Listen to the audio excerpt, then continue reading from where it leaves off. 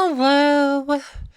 So I wanted to do a video about Arachne, like, it's one of those heroes, like, after we had the, what was it, Cosmic Battle, Arachne was pretty much MVP. I have previously put Arachne in my top 5 best heroes list. Like I said, Arachne is just really an amazing hero, and I thought I should just do, like, a individual character video for her, because I've never actually done one for her. But we can read her stuff here, but says Arachne.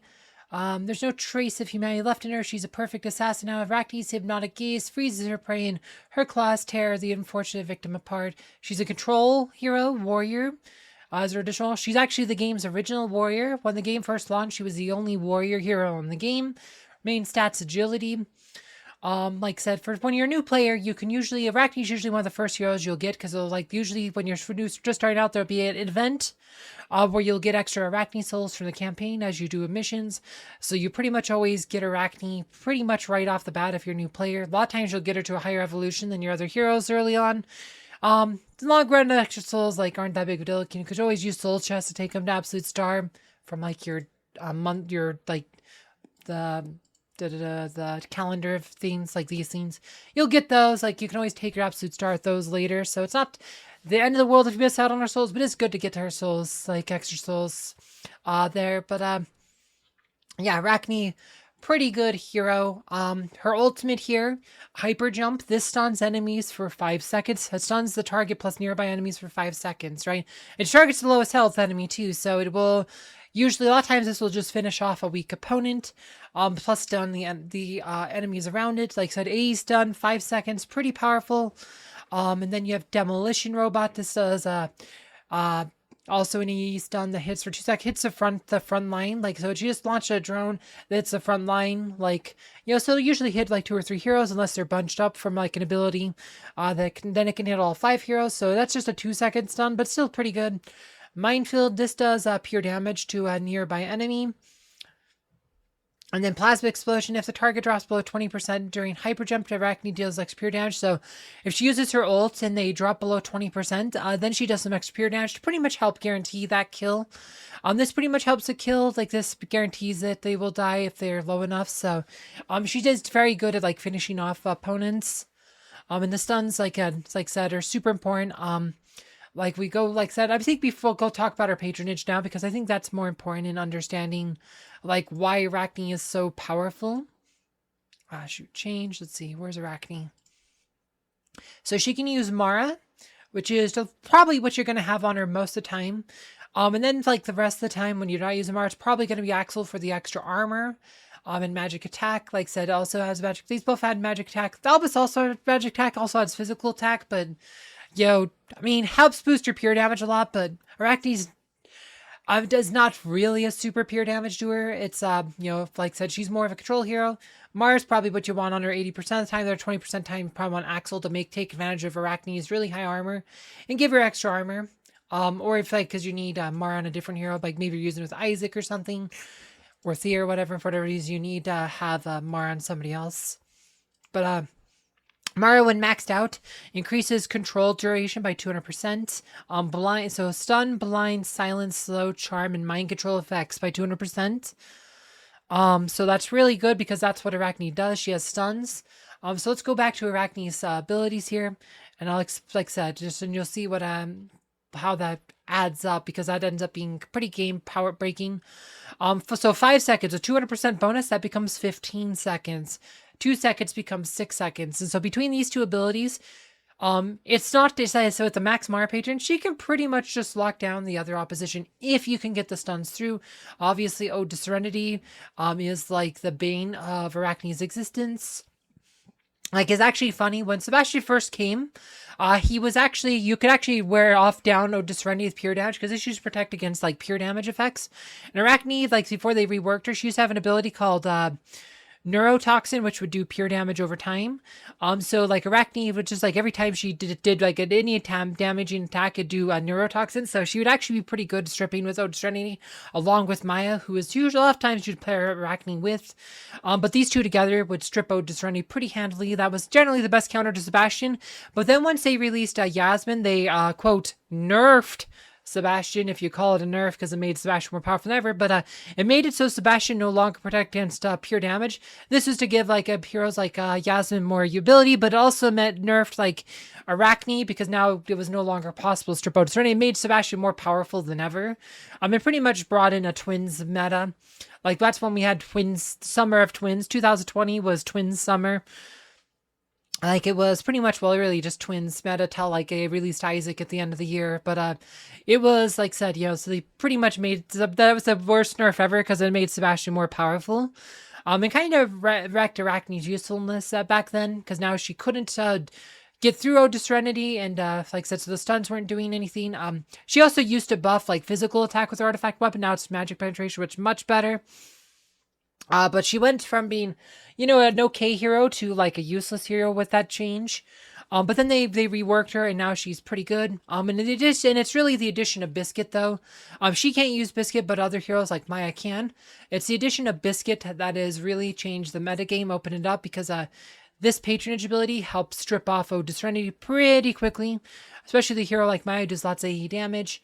That was what allowed Arachne back in the metagame, because before Biscuit, Arachne was kind of, even after the rework, Arachne was still kind of limited. Because it's just really hard to get Ode to Serenity down without Biscuit.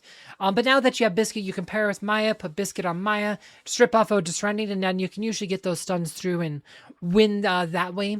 I've actually done a video on why Arachne Maya is like one of the best DPS combos, which I'll link at the end of this one.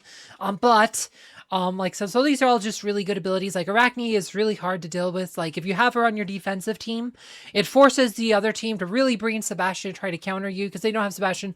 They will probably just get wrecked by stuns. Yes, Chorus is also around these days to help give a few more options, but Arachne can be really hard to deal with, and she's just really good at attacking. Like I said, her glyphs, she has, she is a warrior, so she does have physical attack, which doesn't help her too much, but she does have pretty decent physical attack, and she does have vampirism. She does have the vampirism stats, so she does get some healing from that, because she's 80% vampirism. And her physical attack, because she is agility hero, actually gets pretty strong. In a lot of cases, it'll be higher than her magic attack. So like I said, it's a physical attack glyph. Yeah, it's not a high priority. Like magic attack is definitely your first priority on her. And then you'd probably want armor. Like she has really good armor, then probably agility, then physical attack. Agility will help her versus crit, protect her against crits and stuff. But those would probably be like health. Honestly, I recommend skipping health, so I never finished it. I did these at low level, but honestly, you probably want to skip health so she can use her ult a bit more. She has vampirism, so she can keep herself healed. It's mostly like she gets really good armor. If you put Axel on her, you can take that armor even higher. Like maxed out, she gets like 39k armor, and then Axel makes like 49k, which is more than most tanks. Like she is super tanky with between armor and vampirism. Like I said, and just so if we go to artifacts, so because she has all the tank artifacts, like she has the Defender's Covenant, which gives her high armor, magic defense, and of course she has the Agility Ring, which gives her some physical attack and a bit of armor, and then she buffs magic penetration. Her artifact weapon, she used to buff physical attack. They changed it to magic penetration, which is definitely better for her. I'm pretty sure they did physical attack when they were on her initially, because when they added artifacts, they probably just defaulted adding physical attack for all warriors or something. Or maybe most warriors, but they probably gave it to her because she was a warrior. No, magic penetration though, definitely better for her because she does magic damage. Means her hyper jump does a lot more damage because she doesn't really have very good magic penetration on her own. Like most of her magic penetration literally comes from her skin. She has a magic penetration skin, and then she has some from the ascension. Like I've maxed out her ascension. She gets like another like 10k from that. But magic attack and magic penetration, like this is between this and her skin is the only way to get magic penetration. She gets no magic penetration from her items or glyphs. Like for a long time she had 0 magic penetration. Like all that came later when they reworked her. Like I said, once they reworked her, they added a new skin that gave her magic penetration. And then there's a few magic penetration glyphs in her ascension, though still not quite a whole lot. So she does have fairly low magic penetration, like innately, but by buffing it, she does give herself a pretty good boost for her hyper jumps to help ensure those kills. Just a very complete package here. yeah, like I said, and if I want to do priority, like I said, we talked about the glyphs already, but magic penetration, easily your most important one, followed by the magic attack skins. And then probably agility after that. I'd probably skip health. Health is, again, we've talked about it. More having less health means ulting more often. Like I said, she gets high armor to help her survivability. She has her magic defense not that good, but she has vampirism, so it's like between the armor and vampirism, she has pretty good survivability. And if you like I said, you can always against certain fights, you can always put Axel Patron on her. Yeah, the stuns won't last as long, but sometimes just keeping her alive to put stuns at all, is better. Like I said, so those are good things. Also, Magic Mara Patron also buffs magic defense, whereas Axel buffs armor. So those are also considerations. But yeah, no, it's just really good hero. Like you can put her with like Maya is usually who I use her with. I use her all the time in like arena and stuff. Like probably have like some fights here. That's twins fight. I still use twins a lot here. I probably have one in arena where I use them, but maybe not. Twins are just too easy to get wins with. Well, like I said, twins are just too easy to get wins with. But I do use her in like Guild Wars and stuff. Like, let's see, is this a team we can use this on? That's Julius. He's kind of rough for a lot of those things. Oh, here we go. We can totally do it on this. But yeah, no, this is Arachne's hero. I definitely recommend investing in. She's, like I said, I had her on my top 5 list, my top 5 best heroes list, and like I said, she's just super useful. Like I said, this team has no Sebastian, so you don't even have to use Biscuit on Maya here. But a lot of times you would use Biscuit on Maya to help strip Ode. There's no Ode here, though, so you could just totally just do this here. Maya's really good at bunching them up. In addition to stripping Ode, Maya is also really good at bunching them up with her abilities here. Because she has those Vine Village. You can also use Arachne with Lars. Lars also really good at bunching them up. Like, okay, you see how the Maya just pulled Helios to the center? They're all a lot more bunched up now. This makes it a lot easier for Arachne to hit most of the team with her ease. Only Peppy survived that stun. Right, and because they're now, like I said, because Helios is now moved up, it's like I said, her demolition drone hit Helios to try to get more stuns, so it just... this is how you win with Arachne. You literally just try to stun the competition down.